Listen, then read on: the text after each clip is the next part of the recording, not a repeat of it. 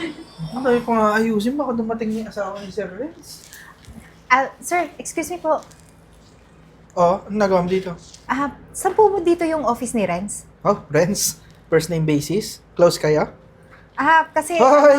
Para malaman mo, si Renz, yun yung may-ari ng kumpanyan to. So kasi nagpapasok sa'yo dito, mukha kang basura.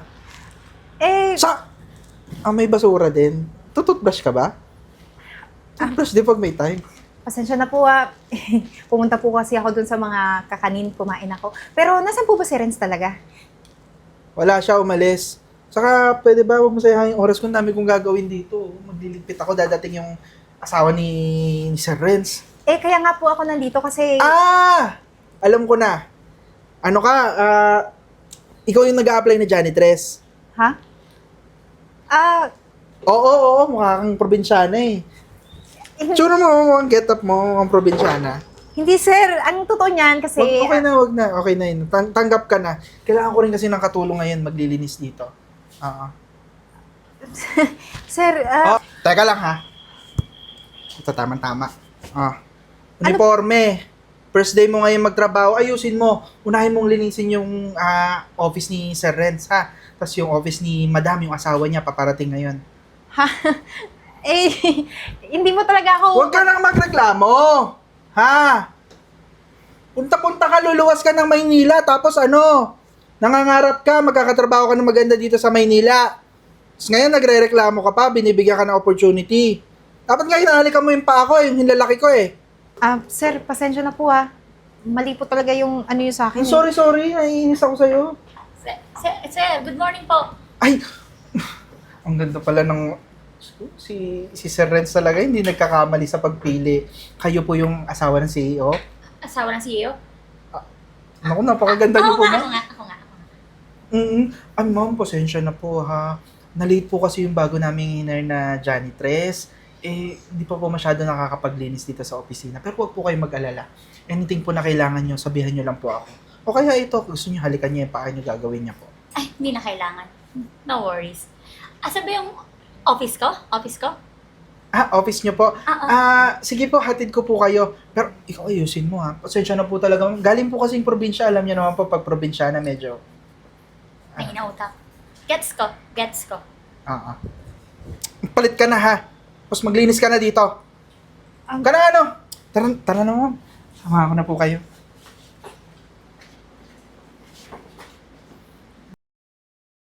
Naku, madam. Ito po yung magiging opisina nyo. Kabilin-bilinan po sa akin ni Sir Renz. Alagaan ko daw po kayo kasi parang 1 week po ata siyang nasa business trip. Alam niyo naman po yun. Basta kung may kailangan po kayo, kahit sabihan nyo lang po ako, ha? Okay. Can you get me a cup of coffee? Yung hot, ha? Yung hot. Ano po? Coffee. Coffee? Yes, coffee. Coffee. Coffee Di- po. Po. Sige. Sige, Kung ka tagalog. Kape. Sige na. Kuha mo na ako. sige po, ma'am. Tapos palinis ko na lang rin po tong office nyo po, ha? Oo, kasi ang daming alikabok. Ano ba to? Ilang buwan ba itong hindi nalinis? Pasensya na po talaga, ma'am. Pero alagaan ko po talaga kayo. Basta, ha? Baka naman pwede niyong bulungan si Sir Renz. Ang tagal ko na po kasi nag-aantay ng promotion dito sa company. Huwag kang mag-alala. Bubulungan ko yun si Sir Renz. Oo, bubulungan ko si Renz. Sige na, kuha mo na akong kape. Dali mo na. Sige po, ma'am. Ito pala yung feeling ng mayaman. Tsaka, ito ba yung laptop? Mahal kaya to pag binenta? Ano kayang password nito? Hello po ma'am. Good morning. Wala ka bang kamay, ha? Di ka ba lang kumatok? Pasensya na po ma'am kasi sabi di ba ni Sir Joshua kanina, kailangan kong linisan yung office mo. Ma'am, matanong ko lang po, ano pong feeling maging asawa ng CEO? Siyempre masarap. Tanga ka ba? Ay malamang hindi mo alam kasi hindi ka asawa ng CEO. Mahirap ka kasi.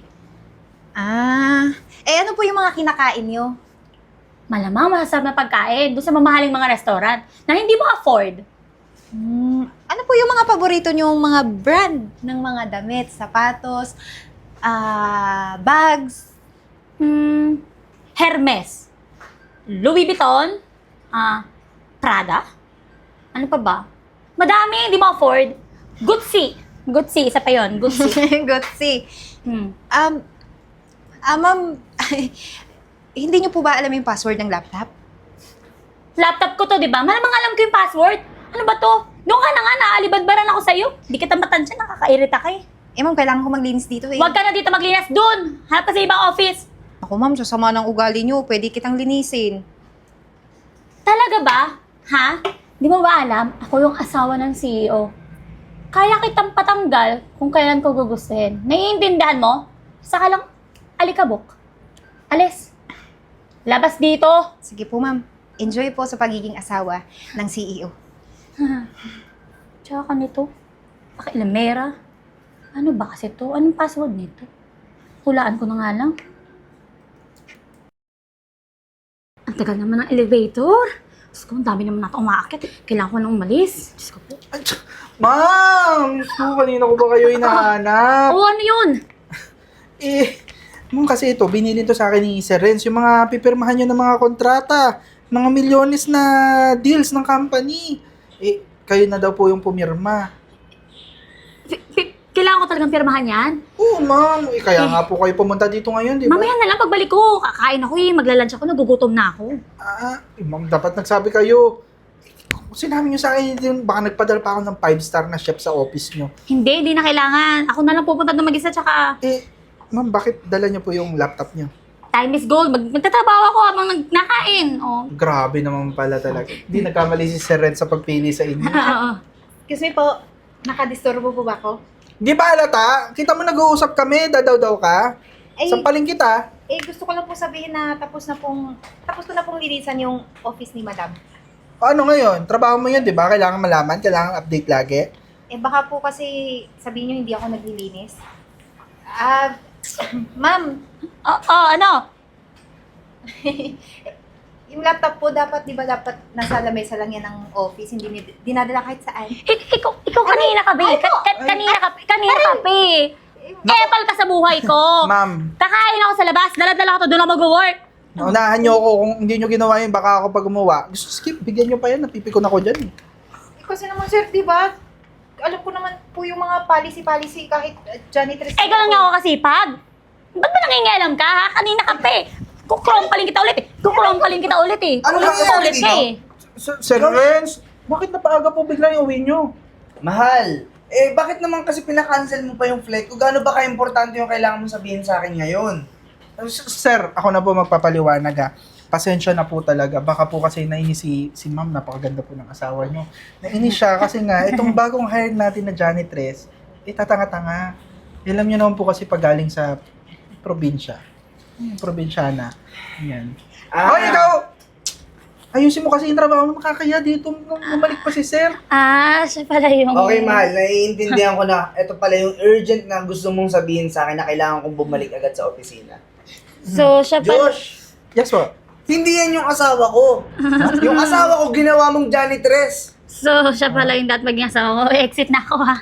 Sandali. Saan ka pupunta? Ha? Ano na-exit ka? Akin na nga yung laptop namin. Ano na mukha mo? Ano, nanakawin mo? Hoy, napaka-opportunista mong janitress ha. Ikaw pala yung nag-a-apply no na janitress na dapat ako mag-i-interview sa'yo kasi wala dito ang asawa ko. Ginawa mo naman palang asawa ko yung janitress na mag-a-apply dito, Josh. Anong katangahan to, Joshua? Kasi sir, sabi nyo, maganda yung asawa nyo. Sexy. Oo nga po. Kasalanan ko bang... Sige, napaka-judgmental mo. Kaya naman pala nagsisialisan yung mga iba nating empleyado kasi totoo yung sinasabi nila. Bully ka! Mahal. Pagka hindi pasok sa standard mo, ganyan yung taturutuhin mo? Hindi sir, babawi ako ma'am. Kapir tayo ma'am, babawi ako. Babawi ako sir, parang Alam mo, wala nyo na. napaka-judgmental mo talaga eh. Kasi naman mahal, yung suot ko kanina, yung tipong mukha lang pambahay. Nangyari, nakasalubong ko tong si Joshua, kaya napagkamalan niya ako yung nag-a-apply bilang janitress. At hinusgahan niya ako kagad, hindi niya ako pinag-explain. At dumating naman to, itong isa na totoong nag-a-apply na janitress, ayun, akala niya, yung asawa mo. Mahal, sobrang pasensya na sa inasal nitong empleyado ko ha. Yung asawa ko kasi, simple lang manamit. At saka simpleng babae lang siya. Hindi siya yung standard mo na kailangan sexy, maputi, maganda. Okay na ba kayo, sir? At Hindi, sa papa. Kasalanan mo yun. Sir, alam nyo, Ay. gagawin ko lahat para makabawi. Gusto nyo ako na magdala nito sa police station eh. Nagpapanggap. Ganon, gagawin mong lahat. Apo. Tanggal ka na. Ma'am, At ikaw naman. sir, ma'am. Grabe naman kayo. Wala naman sana mga tanggal. 10 taon na ako nagtatrabaho dito. E di sinayang mo lang lahat ng effort mo sa loob ng 10 taon. At ikaw naman babae ka, hindi kita sasaktan tulad ng pananakit mo sa akin. Idadaan ko to sa malinis na proseso. Wala sa, ano ibig sabihin? Mahal, Malinis sa proseso. tama ka. Yung mga tinext mo sa akin, ginawa ko. Chip! Chip! Yes, sir. O, dyan ka na. Dito ka, tumabi ka sa... Yan. Yan. Hulihin mo na yung criminal na yan. Ninakaw yan na nga, kinuha mo na. Okay, Ayun na nga. wala Kung naman hindi ka ako nahuli, kukunin mo to. Chip, dalin mo na yan.